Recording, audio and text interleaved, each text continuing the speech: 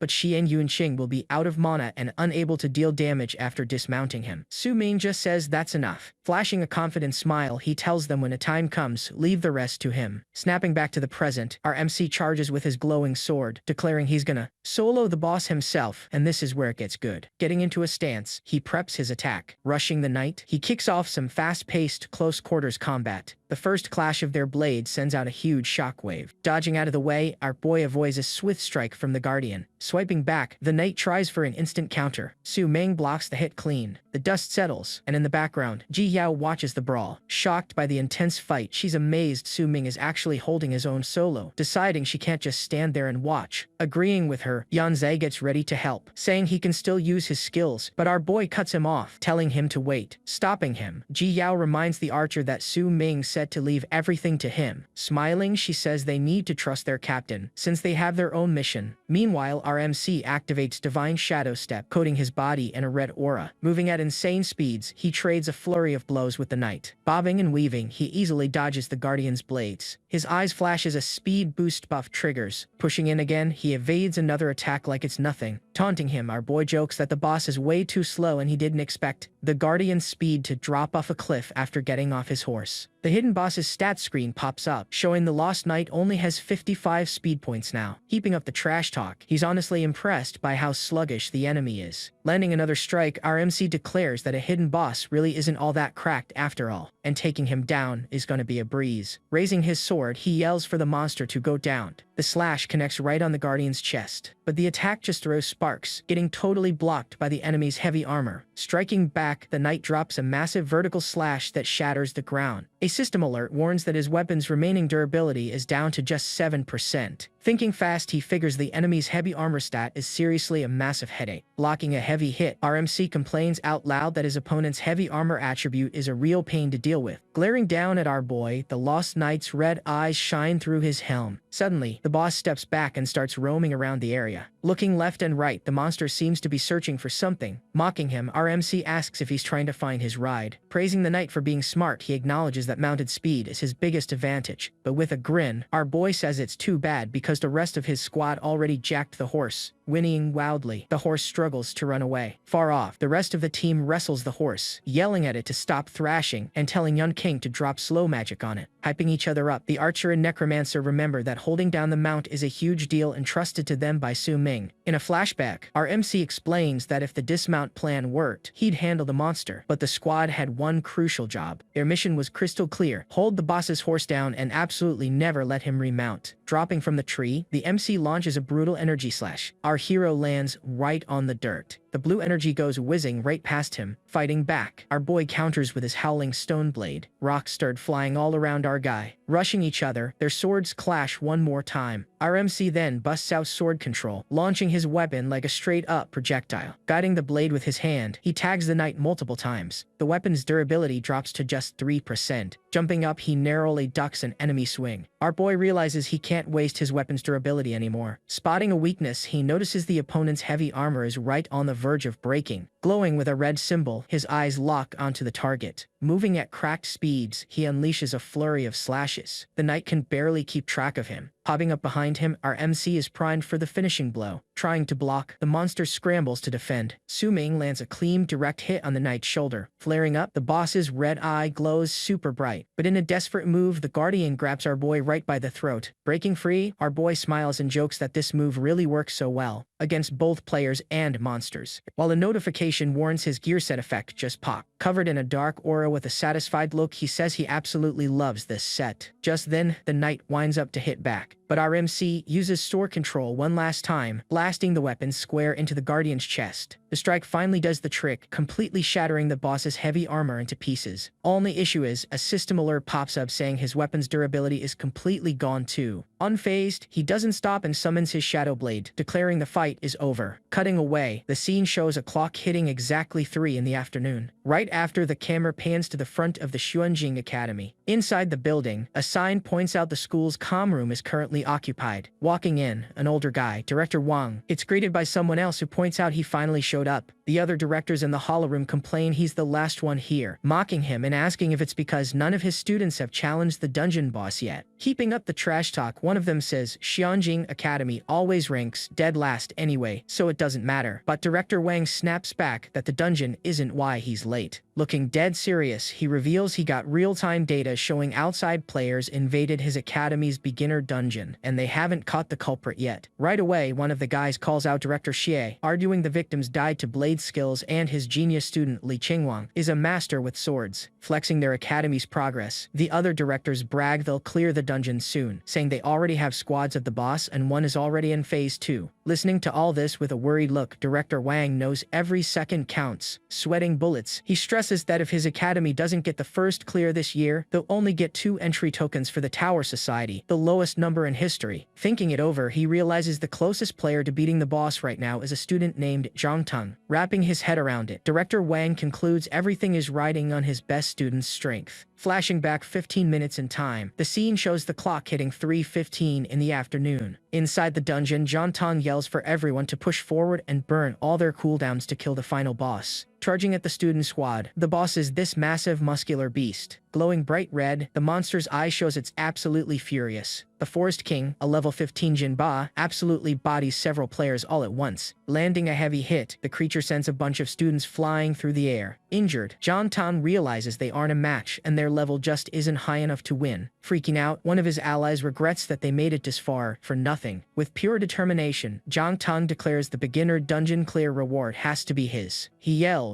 he needs to grab that final loot and avenge Xiao Homan. A quick flashback shows a text exchange where Xiao Man begs for help getting back at Su Ming for hurting her. Begging him, she asks for a hand in getting her revenge. Back in the fight against the forest boss, Zhang Teng is right about to get hit. Suddenly, a beam of light cuts through the air and the boss vanishes. Confused, the kid has no clue what's going on. The scenery around him starts breaking down into blue blocks. Caught off guard, he wonders what that is. A dungeon notification pops up, congratulating the squad for beating the hidden boss and telling all players to prep for a triumphant return. Cutting back to Su Ming's fight, he finishes off the Lost Knight, calling it done. Right in front of our MC's teammates, the hidden boss crumbles into particles. Ji Yao and the rest just stare in shock, and she says Su Ming did it. Smiling victoriously, she realizes he actually managed to solo the hidden boss. Over in the comm room, Director Wang sees a result pop up and wonders if Li Chenwang pulled it off. The other directors start arguing, each one claiming the win for their own academy. Left speechless, Director Wang wears a shocked expression. He freezes up completely when he sees the result. Displaying on a giant screen, it shows Xuanjing Academy as the winner, and that's where it gets crazy. Everyone in the comm room is stunned, wondering how a beginner dungeon even has a hidden boss and who from Xuanjing pulled this off. Questioning if the main force wasn't with Zhang Teng's group, they admit this year's Awakener built different. Amazed, Ji Yao shouts that our boy is cracked, while he just looks over the battle's aftermath. With a smirk, our MC sees he hit level 16, and his allies celebrate skipping 2 levels at once. A system notification confirms his level up to 16. Then, Yanzi calls everyone to huddle up quick before the exit portal opens, so they can split the hidden boss loot. He actually turns down the reward, saying he's happy enough with leveling up, and Jiang Yunqing agrees, thanking our MC for saving her life. Continuing his point, the guy explains Su Ming did everything from saving them to soloing the boss, so he'd feel guilty taking the loot. Right then, a glowing bow spawns in front of him, taking him by surprise. A screen shows the captain assigned him a level 20 ranger bow with a random enchant effect. Shortly after, Zhang Yunqing gets startled too when a reward screen pops up for her. Receiving an exclusive healer class necklace, it boosts her soul power storage and absorption. Ji Yao is also floored when an item gets sent her way. Her reward is a scroll that teaches her to summon the undead knight they just beat, with stats scaling off her own. Explaining things, our MC points out that all the hidden boss loot is tied to their exclusive classes. He goes on, saying this means he wasn't the only one recognizing them as part of the boss clear team, but the beginner dungeon itself also acknowledged their contribution. Racking up, he says without the group's help, this challenge would have never been cleared. Soon, a system notification congratulates the challengers for clearing the F-rank dungeon. Another message states the total time was 8 hours and 20 minutes, and our boy says it's time to head out. Pointing behind him, Ji Yao explains that whenever a dungeon gets cleared, it enters a settlement phase. Right behind them, a blue exit portal starts forming. Detailing it further, Ji Yao says rewards will be calculated and a portal will spawn for every living player, praising our boy for a good job. Relieved, our MC thinks about how everyone is still alive and the run was a success. A system notification confirms that at 4:30 in the afternoon, all players exited the dungeon. Outside, students start walking out of the portal, some thankful to be alive while others panic looking for their loved ones. Crying her eyes out, one girl mourns the loss of her boyfriend. Another student grieves since out of her class only 17 people survived the run. Mentioning he's the only survivor from his original squad, Yanzei and the rest feel the same, while our MC reflects on how the world got like this since the awakening. He knows this is a world ruled by the awakened, where only the strong survive, and you gotta keep challenging yourself to level up. Pondering deeply, our boy realizes that while some are heartbroken over losing friends and family, others are hyped about gaining power and cash. Concluding, this world is just wild and twisted. Showing up on a hollow screen, the director congratulates the students for surviving, calling this their first real awakened challenge. He continues reminding them that awakened power isn't just about cash and glory but also responsibility, love, and peace. Asking those who lost someone to remember the pain, the director tells the winners to remember their own duty. Ye Yao then asks our boy how he feels with so many dead students, wondering if he's happy or sad. While the director hopes everyone finds their worth on the awakened path, our MC knows those students are going to get revived. With a smile, the director reveals the dungeon's true lesson is that all lost classmates and relatives will resurrect in 30 minutes, and just like that, everything changed. The squad is mind-blown, and Yanzi asks in disbelief if that's actually true. Confirming they're all coming back, the director watches as a stunned Ji Yao looks over at our boy. She watches him walk away, wondering how he already knew that. A system screen pops up saying the dungeon stats are fully tallied. Announcing it next, the reward distribution phase is about to kick off. The first player, Li Guangrun, killed 4 monsters and bagged 16 coins. Up next, Song Quan took down an elite mob and scored 22 coins. Having a higher contribution, Jiang Xiaoyu wiped out a bunch of enemies. Then, it's finally time to show our boy's run results. His list is massive, packed with hundreds of kills, a defeated hidden boss, an S-rank rating, an exclusive title, and 91% contribution, all while the director scolds him for being late. Broadcasting the dungeon ranking to the whole school and city, the director declares student Su Ming is sitting comfortably in first place. Looking tired, our MC just replies that he overslept. A screen shows the city's level ranking, with our hero holding rank 1 at level 16, and his teammates right behind him. Since the dungeon is over, our boy figures his school life is done too, and he doesn't need to hide his power anymore, as the gap between him and everyone else is gonna be huge. Suddenly, he turns his head looking annoyed, grumbling a, "Hey!" Holding him in a tight hug, the director thanks him non-stop, and our boy asks how long he's gonna stay like that. Tears of joy streaming down his face. The old man says he doesn't know how he did it, but he finally helped Xuanjing Academy get payback after years at the bottom. Bragging that director Xie was left speechless. He hypes up their academy being #1 among 4 cities, so our MC asks about Li Chengwang's rank. Our boy figures that so-called genius only got 3rd place because he took heavy damage midway, slowing down his boss fight. Changing the subject, the suspicious director asks how he killed the hidden boss, since his starter class is weak and he doesn't have a rich family for good gear. He keeps wondering if it was the items he gave him, but brushes the idea off because they were way too mid. Replying it was just luck. Our MC says he got a bunch of useful skills and items, surprising the director with the amount of loot in the beginner dungeon. Also mentioning he found an awesome squad. He thinks to himself he can't reveal he reincarnated, and without their help, he wouldn't have made it. Smiling, the director says our MC isn't just an elite awakened, but a cracked leader too. He mentions other students came earlier for rewards, and Ji Yao couldn't stop hyping up his team's power. But our boy stays loft in him to tag along, and he just said no. Remembering Ji Yao praising him for fighting Li Chengwang, he thinks she used to gas up someone else like that, and now he just feels awkward about it. Right after the director calls our MC and tells him to catch an item he's gonna throw. Tossing a golden object that our boy catches midair, the director reveals it's the Celestial Tower Assembly token. The token has a glowing symbol right in the center, giving off a golden aura. A quick flashback hits, showing the deputy mayor getting mad over a report. Explaining the situation, the director says thanks to our MC's first place, even the deputy mayor had to give their academy more tokens, getting them 5 spots split among him and his peers. He then says it's time to explain how big of a deal this token is. But our boy just smiles and cuts him off, saying there's no need since he already knows everything. The Celestial Tower Assembly is the dream spot for a ton of newbie awakened. After clearing the dungeon, students graduate and officially enter the awakened world. Most of them can only grind in low-level dungeons, making their progress slow and sketchy. Having that Celestial Tower qualification glowing in blue changes the whole game though. Anyone holding the token gets access to a way faster training route with all kinds of challenges and crazy loot. Looking up, our boy thinks about how in his past life he didn't get this qualification this early. He reflects on how that stopped him from pulling ahead of other players since resources were tight. But in this life, he's gonna grab every chance to prep for the future. The director then calls him by his name, congratulating him. He says our boy officially awakened and graduated from Xuanjing Academy. Finally, the director warns him that future challenges won't be like the beginner dungeon where you can just restart, because from now on, every run is a gamble with your own life. Listening closely, our boy takes in the director's words with a dead serious look. With a smile, the director says he hopes this hidden genius reaches a great future and gives back to the world. A slight smirk forms on our boy's face. Shaking the director's hand, he thanks him and says he gets it. Later, in a rich district of Xuanjing City, we see a super luxurious skyline. Pulling up to a massive mansion, a black sports car parks right out front. Someone swings the front door wide open. A woman in the living room turns as the door opens and a guy walks in, calling for Yunqing. Hugging Zhang Yunqing happily, an older man says it's great she made it back safe, especially ranking 3rd in the academy, and praises her sister's helpers for being so capable. Smiling from the couch, the woman listens as Zhang says the credit isn't hers, then reveals a student named Su Ming gave Yunqing a hand. The old man is left completely shocked and confused. Jiang explains the helpers her sister brought in walked into a trap, and she almost wiped out too. But luckily our MC came to the rescue. Getting hyped, she adds he didn't just save her, but also dropped awesome skill books and gear, helping her level up and clear the dungeon. The woman then reveals she actually tried hiring that same kid at first to help Yunqing, but they had some beef and he turned down a huge payout. She remembers his rejection, never expecting them to meet in the dungeon anyway, and figures they really owe him a big thanks now. Scratching his head, the old man notes both of them seem to really like this classmate and agrees they need to find a proper way to thank him, calling him a super powerful awakened. The old guy says he wants to meet him too, so he tells Xia Holan to look up the kid's contact info. Right as he's talking, his phone starts ringing. He picks up the call, saying he's way too busy and telling them to cancel all meetings, urgent or not. But hearing what the person on the other end says, his eyes go wide and he just asks, "What?" Stopping in his tracks, the old man demands they repeat what they just said clearly and steps out of the room. The guy on the phone reports that over the last 2 days they found out someone sent assassins to take out a ton of their people. Asking if they know who's pulling the strings, the president gets an instant answer. It was the Zhang family. After that, 2 days go by. Someone calls our boy, warning Su Ming he's set to head into the Celestial Tower realm today, and this time he can't just go solo again. Replying that he knows, our MC says he spent the last 2 days getting his gear ready, and says he'll meet up with them later, while the caller agrees. His only focus right now is one thing, the Celestial Tower Assembly. Recalling the director's words, he just needs to use his token to summon the teleport portal to the assembly. The guy's explanation echoes in his head, warning that this gate can only be opened by those with the assembly qualification. Thinking about the summon token, our boy holds it up in the air as the object starts glowing super bright. A system message pops up, confirming a qualified challenger was successfully verified, right after a massive gate spawns right in front of him. Flashing a smirk, our boy faces his brand new challenge, the Celestial Tower Assembly. He looks up towards a huge building and states he's on his way, expanding his view. The shot shows this colossal, epic architecture that looks like it's floating in the clouds. Inside the bright portal light, our boy's hair is the first thing to pop through. Finishing his teleport, our MC looks up with a dead serious expression. Then staring at the massive structure, he confirms he's at the right spot. He faces the colossal 100-floor tower, the official turf of the Celestial Tower Assembly. Our boy remembers that in his past life, he only got the chance to come here super late and by pure luck. Checking out the area, he notices a ton of challengers from all over the country who scored tokens are dropping in one after another. With a little smirk, he thinks about how getting to challenge his place again is actually getting him hyped. At that moment, the Celestial Tower token finishes scanning, locking him in as Su Ming. Shortly after, he steps into the venue, but looking around he finds something a bit off. A system voice tells the new challengers to wait in the first floor lobby, but our boy thinks it's weird because this hall looks completely different from his past life. Gazing up at the decor, he realizes that in this timeline, the place is way bigger. Out of nowhere, somebody calls his name. Turning around, he sees his squad, Ji Yao, Yan Zhe, and Yan Qing, who point out he finally made it. Our boy says they got here pretty early, but the hothead snaps back. They've been waiting forever, asking why he never sticks with the group, though he defends himself saying he came right when the text told him to. Asking if they even planned a meetup, the squad confirms they're already friends and comrades after clearing that beginner dungeon together. The fiery girl keeps going, reminding him that from their academy, only their group got the qualification, so they better stick together for backup. But she complains they act like they forgot about her. Suddenly, someone rolls up from behind and throws a punch straight at our MC. Dodging the hit like it's nothing, he hears someone scream his name. Nearby, a bystander points out someone is actually fighting, shocked they'd have the guts to do it here. Ji Yao yells at the attacker, calling him classmate Zhang Ying and demanding to know what's his problem. The guy, Zhang Tong, is furious, screaming about them hurting Xiaoman and swearing he'll settle the score today, grabbing a weapon and accusing our boy of hiding like a coward in the beginner dungeon. Questioning what's going on with Xiaoman, our MC listens as Zhang Tong says he never expected him to get the assembly token too and threatens to end him right there. Super chill. Our boy tells Zhang Tong to back off, warning him that the messy drama with Ren Xiaoman isn't getting solved here today. Without warning, a system alert pops up, detecting a conflict event and flashing that this is a strict no-combat zone. Right after, Zhang Tang gets blasted by lightning, as the system states any behavior messing with the Celestial Tower Assembly's order is strictly forbidden. Smirking, our MC warns Zhang Tang not to even think about running since someone above is watching, promising they'll properly settle the score once the assembly is over. One of the guys in the squad realizes that even though it looks like a welcome, they're actually being monitored, figuring this assembly is no joke. A red-haired dude is also watching the whole scene go down with a dead serious stare. Calling someone over, the redhead orders them to drag the injured challenger to the medbay, while one of our MC's teammates asks why they came here, suggesting they should wait for the ceremony and read the guide. But our boys locked and Actus stay saying there's no need to wait in line for the guide since that's rookie stuff, and reveals the real secret is in the seats. Asking if it's his first time here, Ji Yao watches as our boy just sits down and tells her to pay close attention, explaining they just need to chill in the seat for a bit. The hothead is left incredibly confused by the instruction. He then adds that the assembly selection system is about to pop up, leaving the fiery girl completely shocked. Getting a familiar feeling, our boy braces for what's coming next. A system message welcomes the fresh challengers to the Celestial Tower Assembly's initiation run, the 104 Tower Challenge. Seeing her own screen pop up, the hothead notices the goal is to climb the tower to clear the stage, which locks in their ranking, so she hurries Yan Zhe to grab a seat. She wonders out loud if it's a tower climbing contest, and our MC confirms it, explaining that the higher the floor you reach, the better the final score. Elaborating further, he says if everyone reaches the same floor, the final rank comes down to clear time and challenge difficulty. The hot-headed girl realizes time is a massive factor too and that they need to jump in ASAP. Our boy agrees, explaining they're already one step ahead because the assembly uses ceremonies to test the challenger's observation and adaptability, so waiting for the guide just leaves you in the dust. Asking if the three of them want to keep partying up with him to climb the tower just like in the beginner dungeon, Yunxing says yes since she feels safe around him. But Yan Zhe looks hesitant, pointing out the assembly token has strict limits, so even if his family wanted to hire a carry for him, it'd be impossible. Staying quiet, our MC just listens to his friend's thoughts. After thinking it over, Yan Zhe decides not to join the team, leaving Yunxing surprised by his choice. He explains that back in the beginner dungeon, they leaned way too hard on our MC's power, and he doesn't want to be dead weight anymore, wanting to grind and get stronger on his own. Agreeing they need a real challenge, the hothead suggests the three of them party up to lock in a solid win rate, inviting Yunxing to tag along. Yunxing gets a little shy about the invite, but she quickly accepts with a smile, stating she also needs to learn how to rely on her own skills to level up. With everything settled, the system shows her boy pick the solo mode to challenge the tower. Meanwhile, the other screen confirms Yan Zhe, the hothead, and Yunxing are running the tower as a three-player squad. Watching from a distance, the redhead sees the group split up and figures out what's going down. He smirks to himself, thinking about her 10-star MC and how their duel still hasn't been settled. Right after, a system prompt announces the party setups are locked in and the 100-floor tower challenge is officially starting. Waving goodbye, our boy says he's heading out first and will be waiting to hear about their good results. The trio wishes him luck and promises they're gonna go all out too. Then, he walks straight toward the teleport gate. A system screen tags him as Challenger Su Ming, ID 001, the very first to enter the 100-floor tower challenge. Next up, the screen drops the info on the opponent he's facing on the first floor run. The enemy's name is the Furious, and our confident boy thinks this is gonna be a walk in the park. Glowing blue energy starts manifesting and taking shape. Our MC is left scratching his head at the sight, and this is where it gets good. A free-range Qingyuan chicken shows up, leaving him confused since this challenge is different from his past life, staring down at the animal's feet, then checking out its tail feathers, and finally spotting its bright comb. It's definitely a chicken. Grabbing the bird right by the neck, our boy holds the creature, wondering why the first floor monster is just a chicken. Flashing back to his past life, he remembers the floor 1 boss was a level 5 purple-furred demon tiger. The memory of the tiger crosses his mind. Figuring out this trial is completely changed, he wonders if the tower is mocking him for being a rookie. Suddenly, he notices the chicken's level is unknown, marked only with question marks. Trying to make sense of it, the bird gets mad, so he decides to wrap this up fast. Breaking free, the creature lunges forward to attack, catching our MC off guard. He blocks the strike with his arm, feeling the heavy impact. Getting knocked back, the chicken's strength takes him by surprise. Our hero is left stunned by how powerful this bird actually is. Right away, he realizes this chicken is no ordinary enemy. Sprinting at high speed, the bird kicks up dust everywhere it goes. Glowing with pure rage, the animal's eye signals real danger. Launching straight at him, our boy concludes this chicken is built different. Meanwhile, outside, the opening ceremony for the rookie challenge